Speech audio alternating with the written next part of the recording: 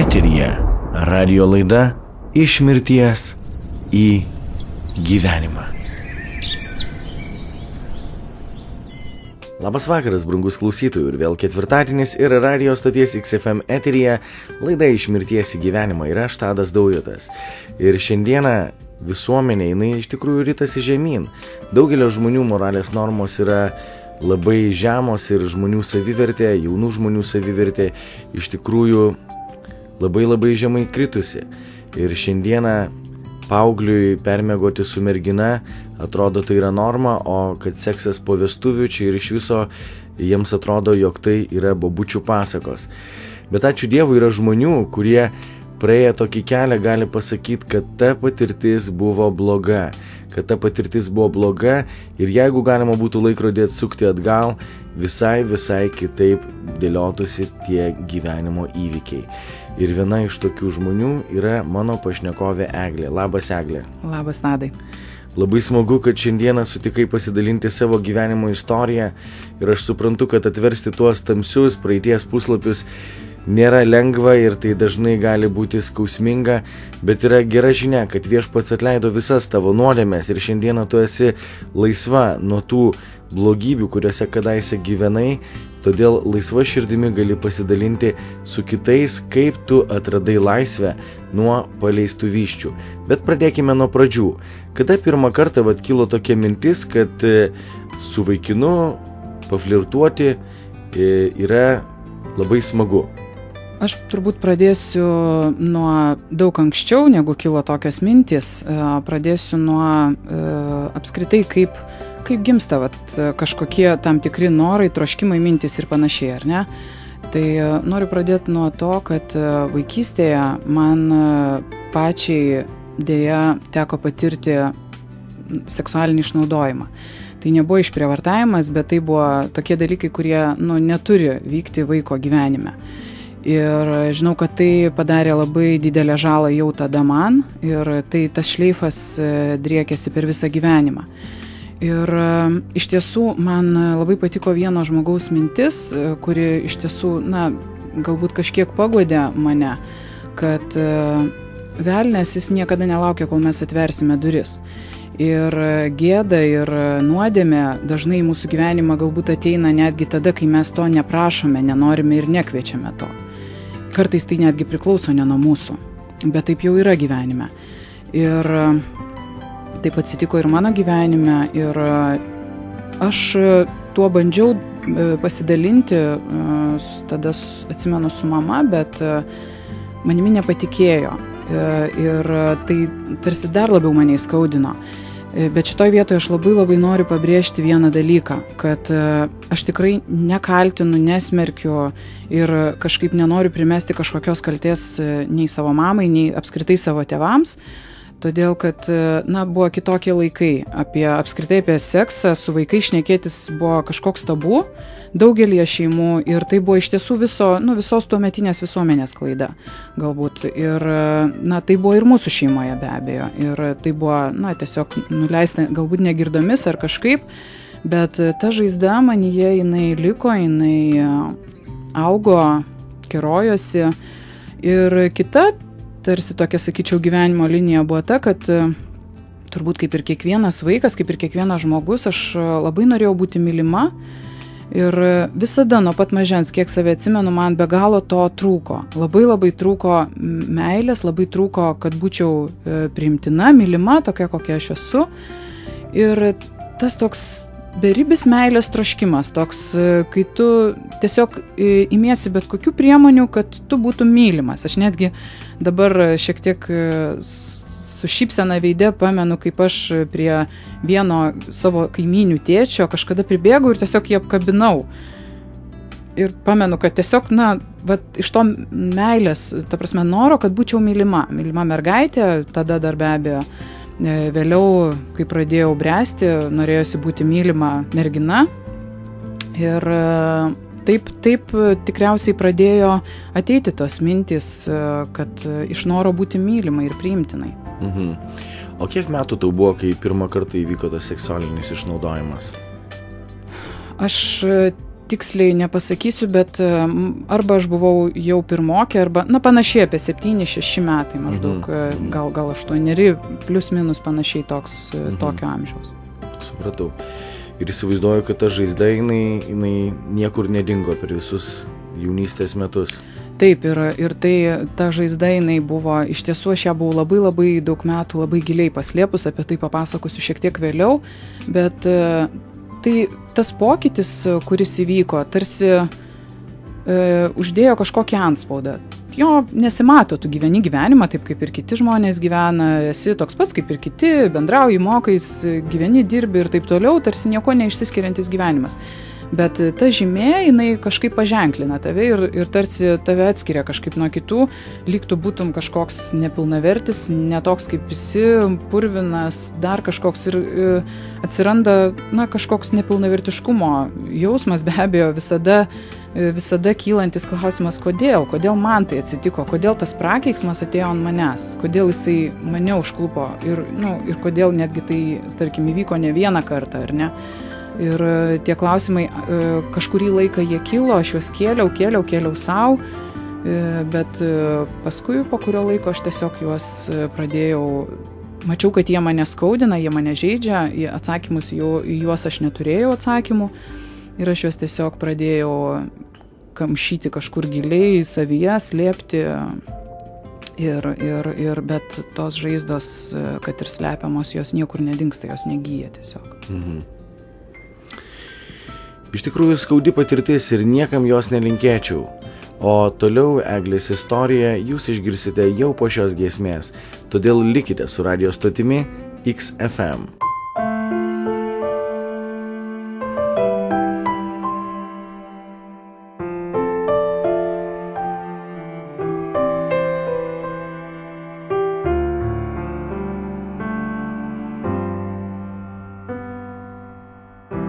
I have heard so many songs, listened to 1,000 tongues, but there is one that sounds above them all.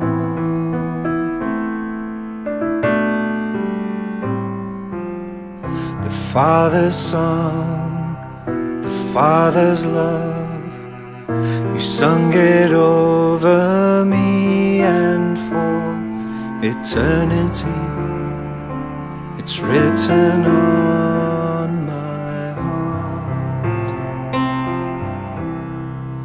Heaven's perfect melody, the Creator's symphony, you are singing over me. The Father's song, heaven's perfect mystery,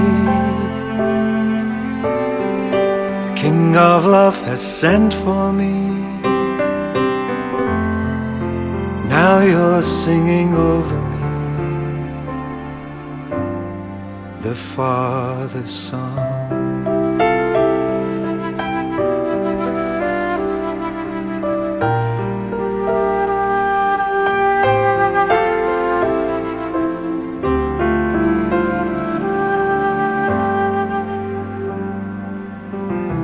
I have heard so many songs, listened to 1,000 tongues, but there is one that sounds above them all.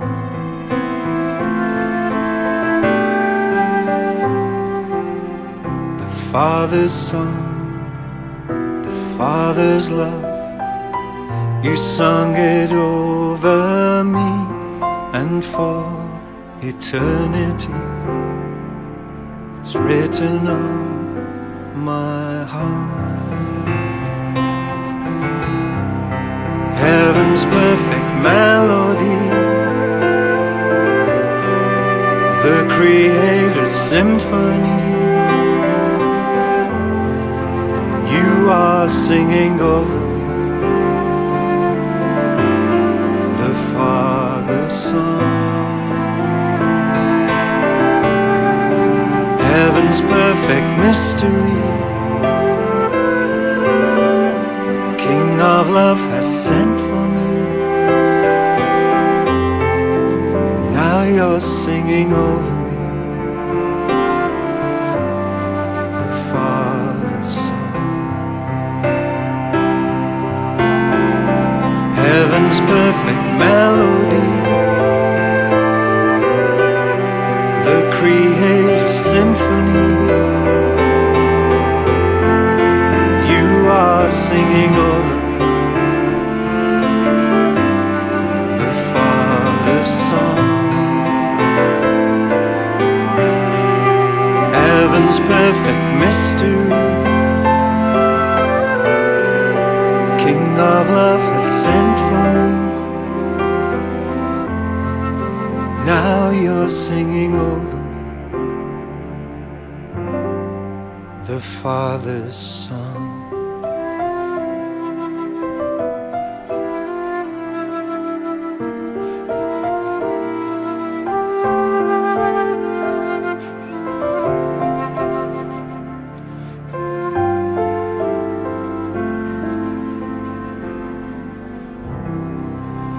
XFM.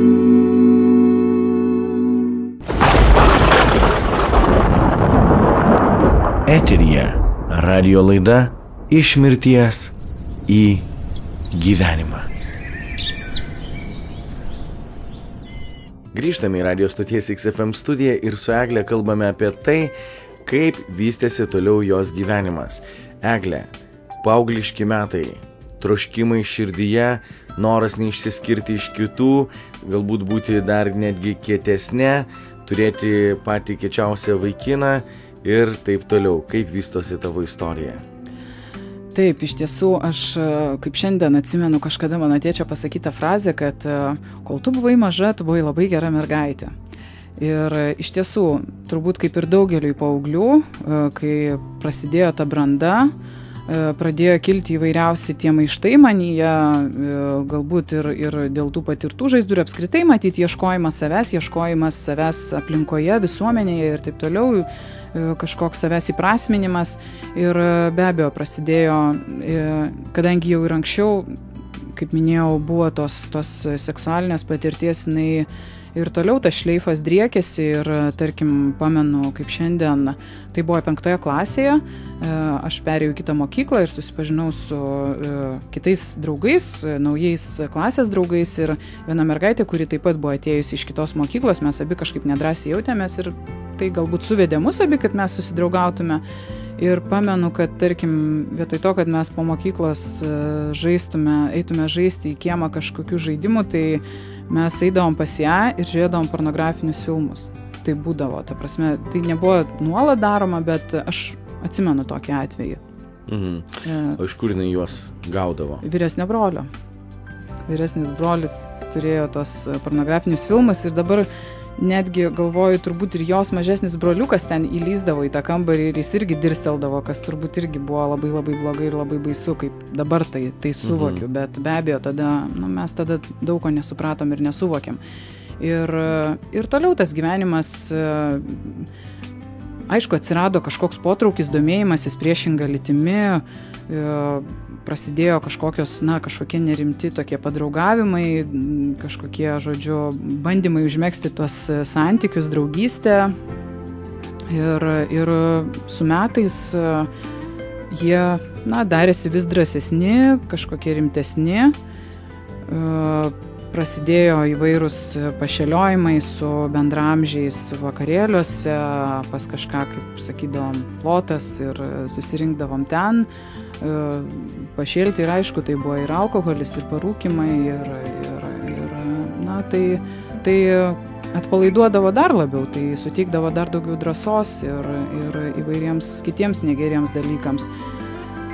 Tai po truputį ėjo vis, kaip sakau, vis daugiau drąsos atsirasdavo peržengti tam tikras ribas ir kita vertus galbūt nebuvo kas, paaiškintų iš tiesų, kiek tu gali peržengti ribas, kad peržengęs tam tikras ribas tu nebegalėsi grįžti atgal, tu nebeturėsi galimybės žengti žingsnį atgal, jeigu tu peržengsi tam tikras ribas.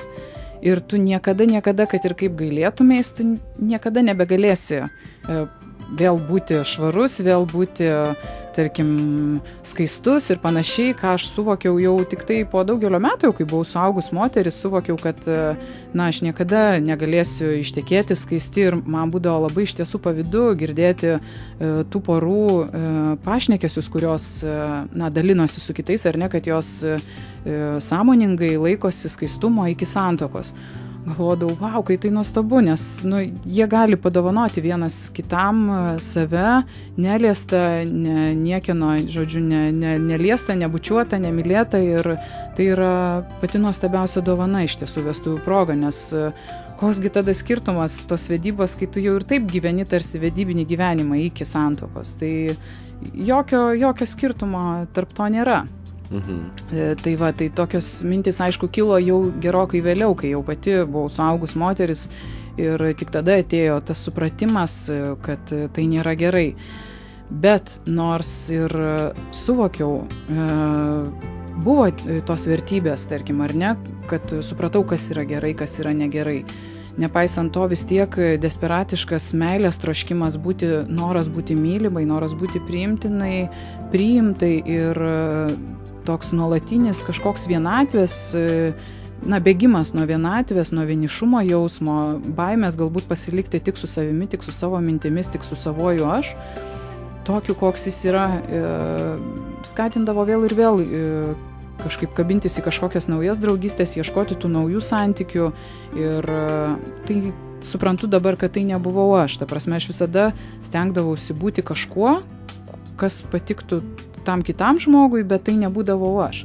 Ir aš niekada nelabai gilindavaus, ar man patinka tas žmogus iš tiesų taip labai ir ar jis yra tikrai vat, tas, kurio vertybės, kurio supratimas, suvokimas apie gyvenimą, mintis ir visa kita, tie svarbiausi pamatai yra, na, tokie kaip ir mano. Ir kai pradėdavo jau aiškėti man tam tikros vertybės, tam tikri kontūrai, na, dažnai būdavo jau labai toli pažengta.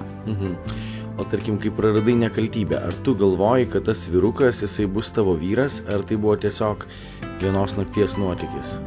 Ne, tai nebuvo vienos nakties nuotykis, tai buvo, mes draugavom. Bet tu tikėjai, kad kažkada, kai tau sueis 18, kad jūs susituoksite ir gražiai, laimingai ir ilgai gyvensite. Man labai sunku pasakyti dabar, kaip aš tada tikėjusi ir mąsčiau, bet aš manau, kad taip, nes iš tiesų aš tą žmogų, na, tai buvo tokie jau, aš buvau beveik pilnametė, tai buvo jau tokia mano pakankamai brandi, kaip man tada atrodė meilė, man tas žmogus labai patiko, mes draugavom jau metus ir, na, tai buvo tarsi suplanuota ta naktis, mes jau ten ruošėmės ir taip toliau. Pagal tada turimą supratimą tai atrodė viskas okei ir viskas gerai, bet be abejo aš dabar, turėdama savo dukrą, tikiuosi, kad man pavyks ją apsaugoti nuo tokių dalykų ir paaiškinti, kad, na, tai nėra tas pirmas žingsnis, kurį reikia žengti kito žmogaus artumo link. Kad yra kitų žingsnių, kuriuos pirmiausia reikia padaryti ir įsitikinti, kad tas žmogus tikrai yra tas, su kuriuo tu norėsies mėgautis ir su kuriuo tu norėsies viskuo dalintis, pradedant emocijomis, dvasiniais dalykais, baigiant fiziniais dalykais, fiziniais palaiminimais. Tai yra tas žmogus, su kuriuo tu norėsi dalintis visą gyvenimą. Tas žmogus, su kuriuo norėsi pasenti. Taip, ir gyventi amžinybėje. Tikrai taip. Egle, mes pratęsime pokalbį su tavimi apie tavo gyvenimą jau po šios giesmės.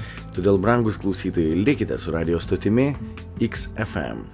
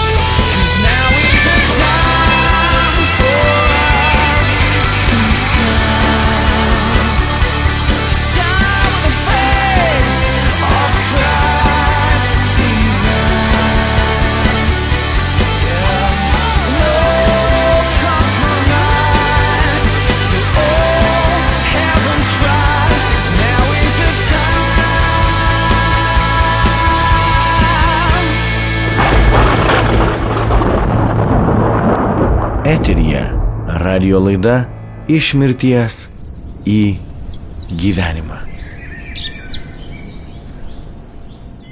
Grįžtame į radio stoties XFM studiją ir kalbamės su Egle apie jos gyvenimą. Egle, iš tikrųjų aš, kai pasižiūriu šiandieninį jaunimą, kartais net plaukai ant kaktos iššoka. Nors kadaise pats gyvenau tokį gyvenimą ir tai atrodė, kad tai yra normalu ir kad tai yra standartas ir norma. Nors, tarkim, kai gyvenau Londone, teko tokių vaizdų matyti netgi 17 metų mergina, jinai stovi su vežimėliu, vežimėlyje vaikas, pilvas išpūstas, laukiasi antro, cigaretė dantise, keikiasi, šaukia, rėkia. Tikrai matai, kaip tamsa tamsėja, kaip nuodėmės įtaka jaunų žmonių gyvenime didėja. Ir vat tu tais laikais, būdama jauna mergina, mėgaudamasi gyvenimo malonumais, vakarėliai, vaikinai ir panašiai tokie dalykai, prasme, galima labai lengvai netyčia pastoti, po to tas vaikas, jeigu tu jo nenori, priimti labai kvailą sprendimą ir darytis abortą, galbūt dėl to graužtis visą gyvenimą. Ar buvo reali Dievo apsauga tavo gyvenime, ar tu matei jo ranką tuomet, kai dar nepažinojai Jėzaus asmeniškai? Taip, iš tiesų, kai buvo ta pirmoji mano tokia jau draugystė su lytiniais santykiais ir panašiai, kaip tik ir buvo vienas atvejis, kai aš, žodžiu, buvau beveik jau tikra, kad aš laukiuosi ir aš pamenu tada mane apėmė toks siaubas, kad, galvojau, žemė iš po kojų išslys, nes galvoju, aš dar nebaigus mokyklos, ką pasakys tėvai, kaip čia viskas susiklosti, žodžiu, ar vaikinas, iš tiesų aš kažkaip dėl jo neabejojau, žinojau, kad jisai prisimtų tą atsakomybę, bent jau man tada taip atrodė, nežinau, kaip iš tiesų būtų buvę, jeigu būtų buvę, bet iš tiesų ačiū Dievui, kad viskas, ta prasme, kad tikrai nesilaukiau, bet vieną žinojau kažkaip visada ir nuo pat pradžių žinojau, kad jeigu taip ir atsitiktų, aš niekada nesirinkčiaus aborto. Taip drąsiai sakau dėl to, kad mano antras vaikelis, kurio aš susilaukiau, jis tikrai buvo taip netikėtai, ta prasme, tai buvo vienas atvejis, kai aš paslydau, jau po įtikėjimo, čia trumpai pribėgant prie to, ir todėl aš tikrai žinau, ir man netgi, galbūt iš pašalies buvau sulaukus tokių pasiūlymų, kad tai būtų paprasčiau, bet aš žinojau tikrai, kad jeigu jau taip atsitiko, aš turiu tą atsakomybę nešti iki galo, ir tai yra ne mano sprendimu, ta gyvybė atsirado manyje, ir tai tebūnie kaip Dievas viską sudėlios, ir aš manau, kad kiekviena moteris, mergina, netgi jeigu tau atrodo, kad tavo gyvenimas baigėsi ties tuo, ir jeigu tu, tarkim, sužinai, kad laukiasi ir neturi nei pajamų, nei kur gyventi, nei panašiai, visada žinok tikrai, kad yra tų situacijų, kai Dievas išveda ir parūpina ir gyvenamą vietą, ir pragyvenimą. Niekada nebus taip, kad mirsite badu, tu ir vaikelis, ir visada yra išeičių. Bet žudyti žmogų, aš manau, kad yra, paskutinė, nežinau, net ne paskutinė priemonė, o tai yra tiesiog nepateisinama priemonė. Tai yra žmogžudystė. Taip, tikrai taip. Ir tai va, o apie tas apsaugas Dievo, aš iš tiesų dabar, kai atsisuku atgal, aš matau, kad Dievas niekada nebuvo palikęs manęs vienos. Aš visada jam rūpėjau, niekada nebuvo taip, kad jis gyvena savo šiltai danguje, o aš čia žemėje vargstu ir mane, žodžiu, apninka įvairiausi prakeikimai, tikrai ne. Aš žinau, kad jis visada buvo šalia, kad jis kentėjo tada, kai aš kentėjau, jis kentėjo su manimi. Ir labai daug kartų, dabar kai atsisuku atgal, matau, kad daugybę kartų jis mane apsaugojo nuo daugelio sužeidimų, sužalojimų, tiek fizinių, tiek kitokių. Tarkim, galiu paliudyti vaikystėje, irgi turbūt panašaus amžiaus buvau, gal truputį vyresnė, nežinau, gal 10 metų aš gyvenau bendrabutyje, užaugau bendrabutyje ir jeigu kas pamena, čia jaunimui turbūt nelabai žinomi dalykai, bet bendrabučiuose būdavo telefonai tie, kaip jie vadindavosi, net nežinau. Taksofonai, iš kurių tu galėdavai ateiti paskambinti ir mes su draugė norėjom paskambinti, laukiam, kol atsilaisvins, o prieš mus tuo metu kaip tik skambino 2 vyrai, jie buvo visiškai girti ir aš labai aiškiai savo viduje, savo širdyje išgirdau balsą, kad eik iš čia, pasitrauk iš čia. Ir aš paklusau iš kartam balsus, paraginau savo draugę, bet jinai taip abejojo ir aš pradėjau eiti pirma, bėgti, o jinai taip lėčiau, bet irgi pradėjo trauktis iš tos vietos. Ir tik porą gal sekundžių praėjus aš išgirdau, kaip toj vietoj, kur aš stovėjau, į sieną ištiško alaus butelis tuščias. Ta prasme, tie vyrai, kurie ten stovėjo, jie tiesiog įsišėlo ir atsisukę nei iš jo, nei iš to sviedė butelį į sieną. Ir toj vietoj stovėjau aš tuomet. Ta prasme, jeigu aš nebūčiau to balso išgirdus, tas butelis būtų liekęs į mano galvą. Tai tikrai, apsaugojo Dievas nuo nelaimės ir buvo kažkada, kai skendau, irgi labai, labai aiškus paraginimas tuo metu padaryti tam tikrus veiksmus, kad išvengčiau, nes tikrai nieks nematė manęs tuo metu vandenį būčiau nuskendus. Ir kitas atvejis, kai jau buvau suaugusi moteris, iš tiesų Dievas netgi apsaugojo nuo išprievartavimo. Tai buvau vakarėlyje su drauge, buvo daugiau žmonių ir tiesiog vienas vyrukas įsivedė į atskirą patalpą, žodžiu, norėjo pasinaudoti manimi, bet tuo metu Dievas įdėjo tikrai tokios nepajudinamos drąsos, užtikrintumo, ramybės ir labai labai išmintingų žodžius, kuriuos aš jam tada pasakiau. Aš jam pasakiau, kad taip jis niekada nebus mylimas ir vertinamas, kad tai nepadės jam pasijusti geresniam, kažkaip labiau kažko vertam ir tai nepadės jam rasti ramybę. Žodžiu, tai buvo, tokie žodžiai, kai aš kalbėjau, aš dar tada nebuvau įtikėjus. Ir aš kalbėjau ir aš stebėjaus, galvoju, iš kur tai, ta prasme, aš pati stebėjaus tuo metu tuo, ką aš kalbėjau. Bet ir iš tiesų, jisai pasirodė tuo metu per silpnas tiesiog ir jis mane išleido iš tos patalpos.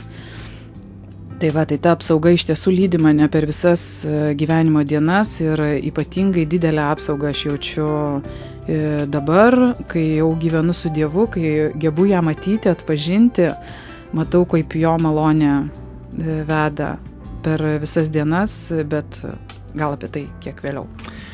Aš irgi manau, kad po šitos dainos mes išgirsime Eglės istoriją, kaip jinai įtikėjo. Todėl būtinai likite, brangus klausytojai, su radijo stotimi XFM.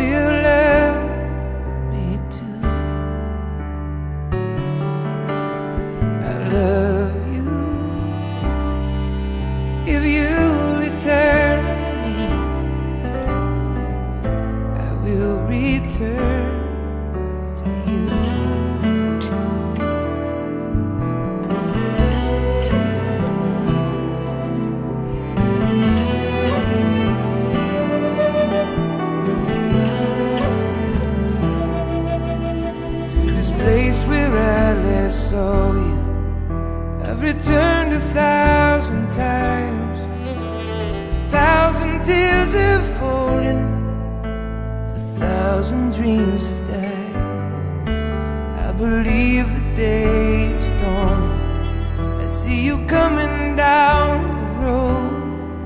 They had a ring made for your finger, and the servants made a roll, and the calf has been made ready. The favorite feast is overdue, 'cause one chair at the table is empty without you. I love you, and I still believe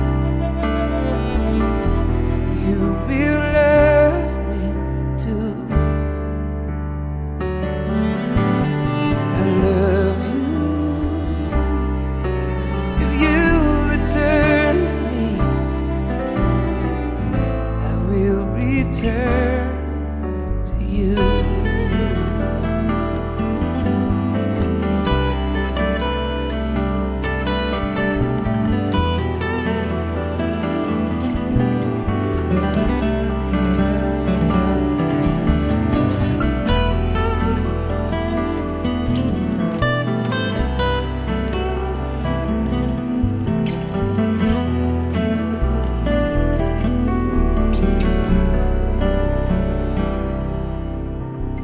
What if I'd known that you would leave me? What if I'd known that you would walk away? What if I'd known that you would leave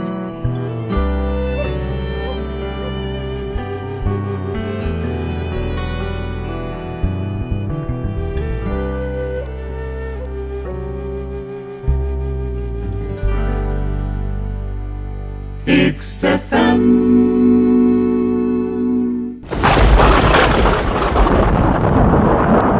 Eteryje radio laida Iš mirties į gyvenimą. Grįžtame į radio stoties XFM studiją ir tęsėme Eglės istoriją. Ir iš tikrųjų Dievo žodis sako, ką Dievo sūnus išlaisvina, tas iš tiesų tampa laisvas. Egle, man labai įdomu, kaip ir tikiu mūsų klausytojams, kaip tu įtikėjai ir kaip Jėzus tave išlaisvino iš visų paleistų iščių. Taip, tai iš tiesų mano gyvenimas ėjo, sakyčiau, vis žemyn.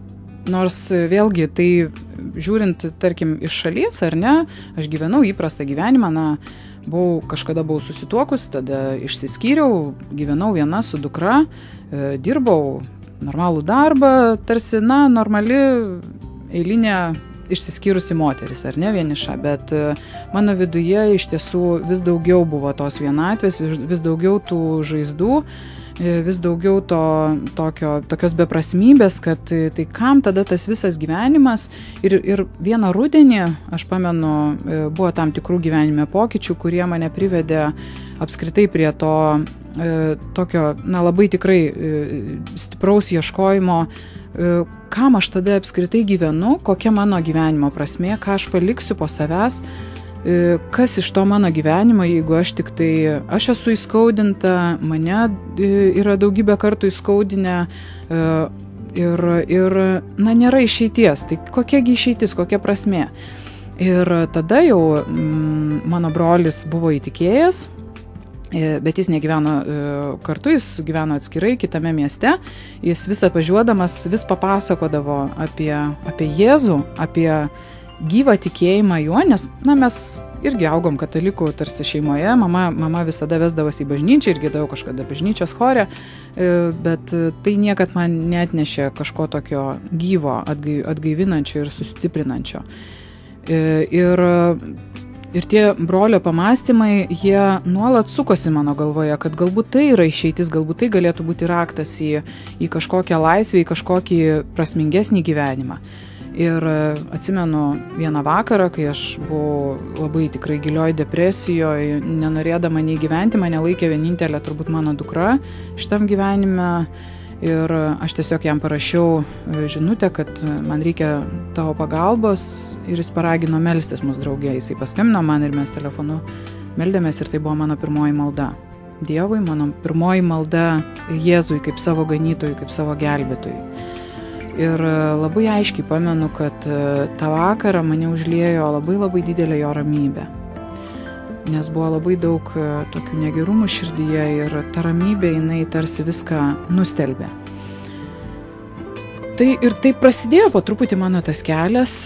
Aš pati viena nuėjau kitą sekmadienį į bažnyčią. Na, tiksliau, tai buvo po 2 savaičių, nes prieš tai savaitgalį buvo kaip tik Vilties festivalis.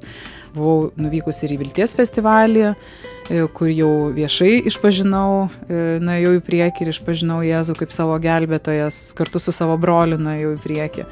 Ir nuo kito sekmadienio aš tiesiog pradėjau lankyti bažnyčią ir, na, pirmus kartus aš beveik jų nepamenu, nes tai buvo ištisinės raudos, ištisiniai verkimai ir valymaisi. Ir be abejo, taip greitai viskas neišsivalė. Dar turbūt kol kokius 2, gal daugiau metų sapnuodavosi visokie sapnai, kurie nešvarūs, negražūs, tai susiję su pornografija, su ištvirkavimu. Ir būdavo tikrai labai šlykštu net atsikelti iš ryto, tai tiesiog jausdavau, kad tai sutepa kažkaip ir būdavo labai negera, bet maždaug po gal 3 metų aš susapnavau tokį sapną, kurio metu labai aiškiai supratau, kad Dievas mane visiškai išgydė iš bet kokių ištvirkavimo dvasių. Tai buvo sapnas, kad aš sėdėjau ant kėdės ir iš manęs pradėjo eiti baisiausi vabalai ir vorai ir visokie kitokie gyviai, kuriuo aš ten labai kračiaus, labai garsiai spiegiau ir man buvo labai baisu, bet jie man nieko nedarė, jie tiesiog ėjo iš manęs. Ir aš pajutau, labai aiškiai pajutau tokią visišką laisvę ir supratau, kad tai išėjo. Viskas, to nebėra, tai išėjo, bet tą pačią naktį aš po šio sapno susapnau dar vieną sapną, kuris irgi labai aiškiai žinau, kad yra iš Dievo. Aš sapnau, kad aš vairuoju lėktuvą, aš skrendu labai siauromis gatvelėmis ir aplink mane labai aukšti dangoraižiai. Ir man labai sunku laviruoti tomis gatvelėmis, kad ne vienas sparnas neįsirėžtų į pastatą. Bet ir aš bandau vis kelti tą lėktuvą į viršų, kad jis išliptų į padangės, į laisvę, į aukštybės ir tai labai sunku padaryti, bet jis po truputį vis kyla. Bet iš to sapno irgi atėjo toks labai aiškus supratimas, kad nepaisant to, kad esu išgydyta, vis tiek reikia, labai eiti atsargiai gyvenimo keliu ir labai saugoti save, saugoti kitus, saugoti savo ryšį, santykį su Dievu, nes tyko labai daug pavojų, visada. Ir bet kada gali būti išmuštas iš vėžių ir atsitrenkti į vieną ar kitą tą šalia esantį pastatą. Todėl visą laiką reikia pasitikėti Dievu ir saugoti tą santykį su juo ir puoselėti jį.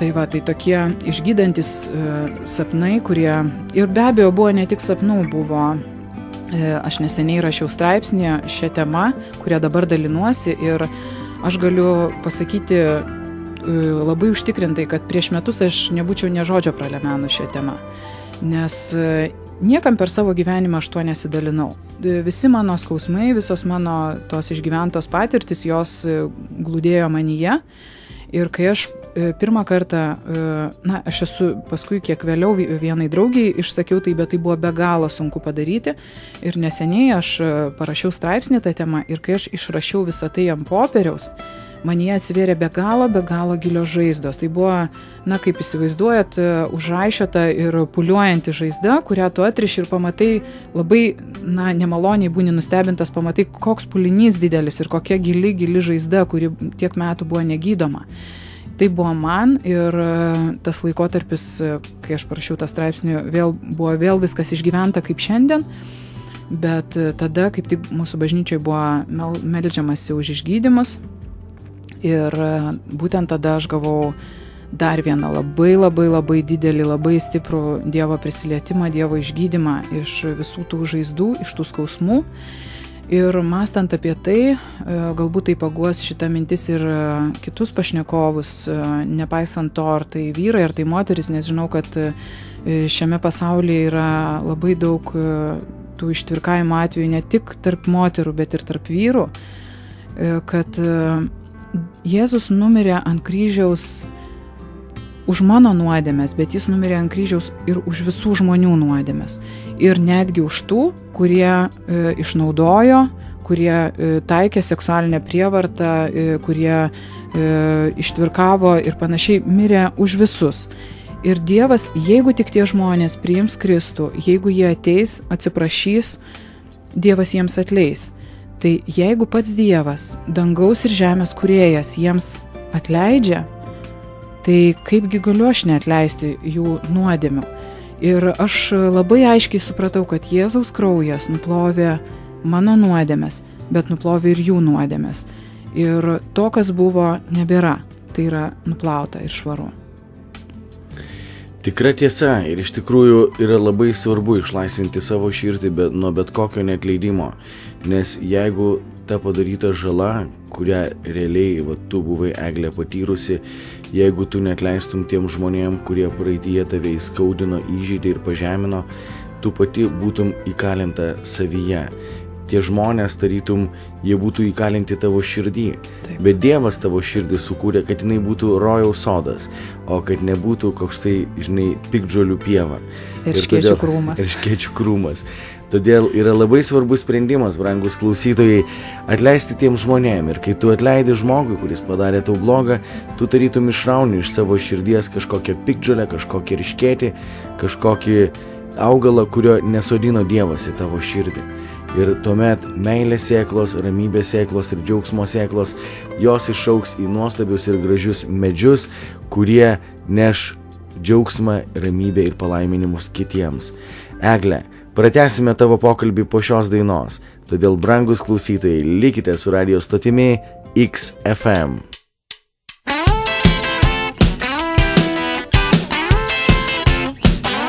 Let me drink from the living water, bringing life to my very core.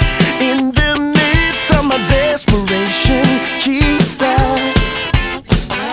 When I'm dry, running on empty, flow your streams of life through me. You're the life-giving water, Jesus.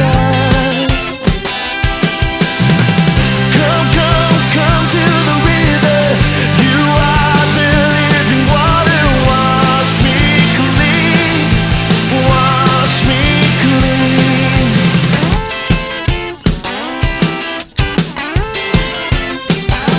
In this place we have found a free and cleansing streams have set us free. You are all that we ever need, Jesus, Jesus. Come, come, come to the river. You are the living water. Wash me clean, wash me clean. Come, come, come to the river. You are the living water. Flow through me, wash me clean.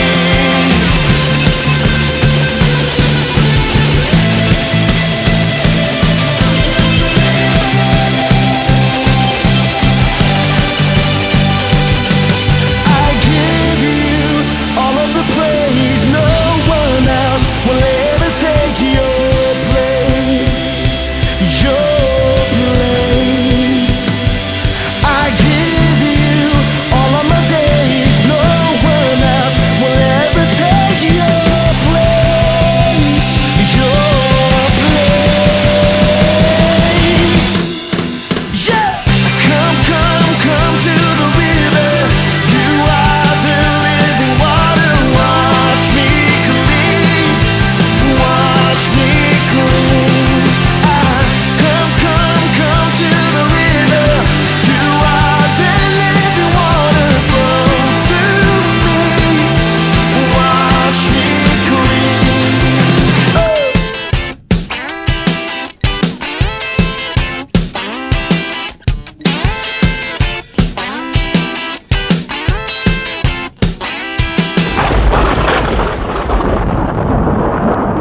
Eteryje radio laida Iš mirties į gyvenimą. Grįžtame į radio stoties XFM studiją ir su Egle kalbame apie tai, kaip Dievas pakeitė jos gyvenimą. Egle, Naujojo testamento puslapiai, tie žodžiai, kurie gydo, atstato, sustiprina, ką Viešpats tau atvėrė per savo žodį tuomet, kai tu atėjai pas jį ir įtikėjai į Jėzų Kristų kaip savo gelbėtoją. Taip, kaip ir minėjau, jis be abejo gydė savo šventąją dvasią po įtikėjimo per tuos metus.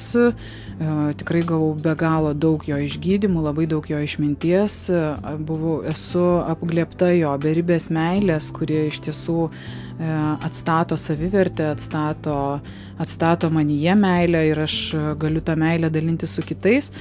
Ir dar vienas dalykas, kuris man labai įsiminė pradžioje skaitant Šventąjį raštą, kai aš skaičiau eilutes apie moterį paleistuvę, kuri buvo atvesdinta prie Jėzaus kojų ir numesta į smėlį ir buvo noras užmėtyti ją akmenimis, bet Jėzus ją tiesiog išteisino.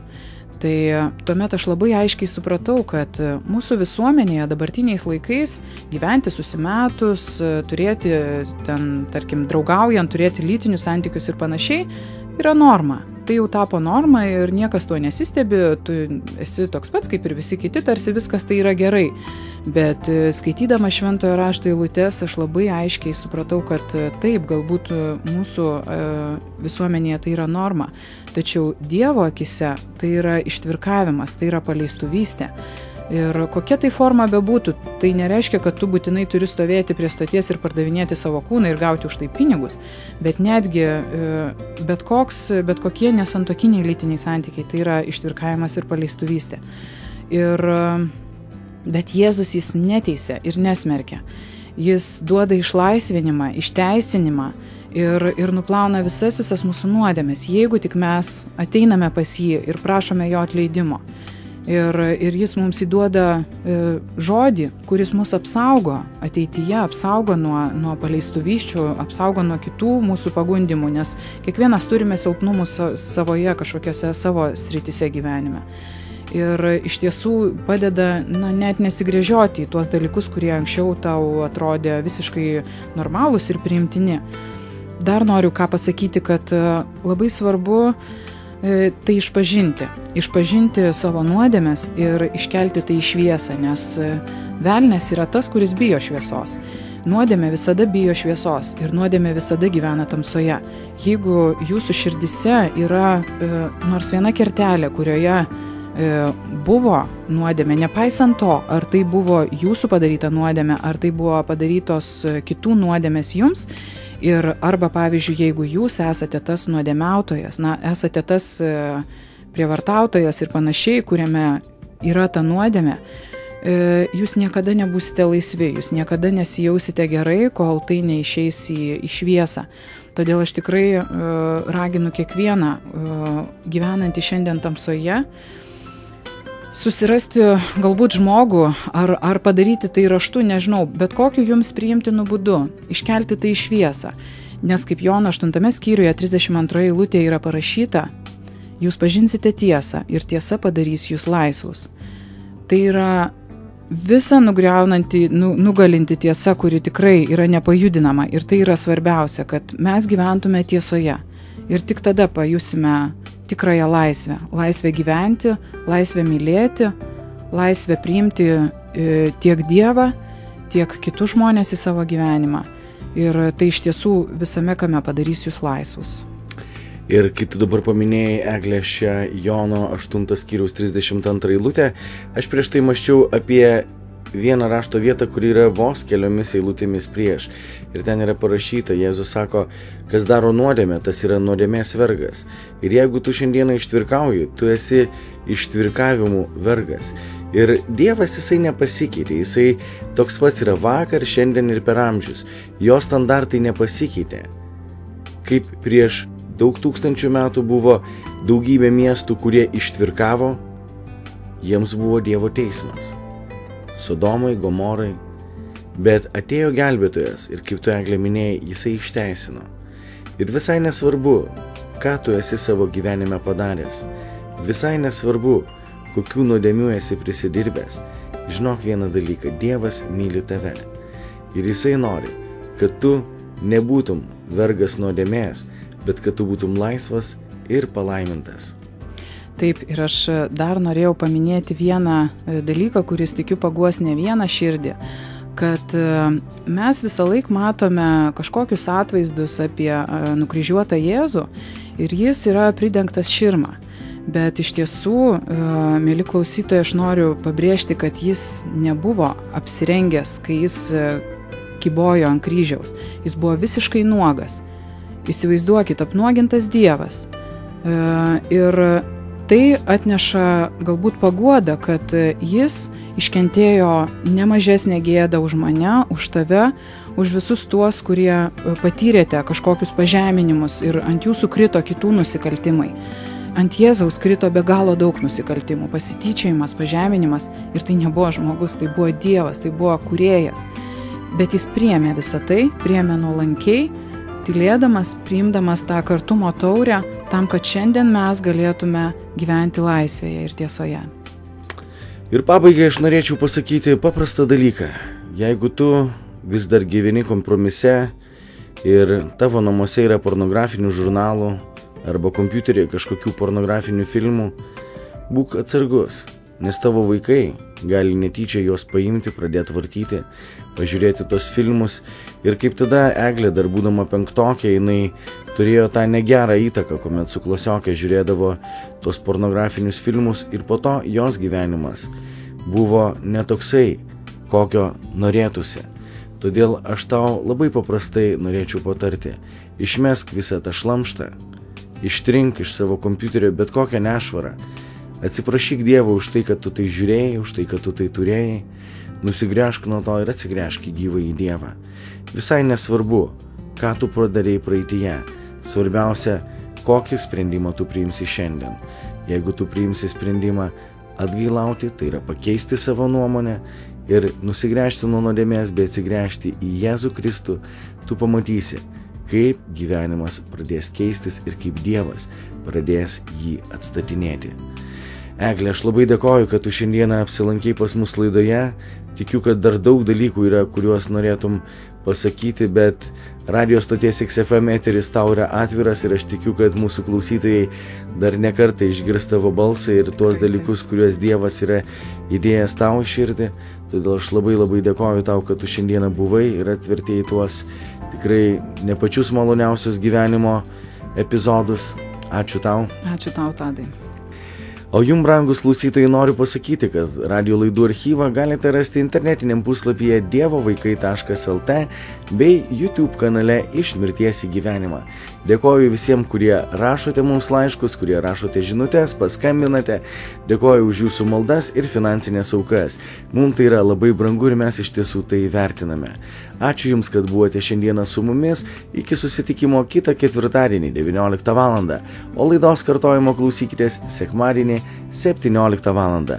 Būkite palaiminti Jėzaus Kristaus vardu.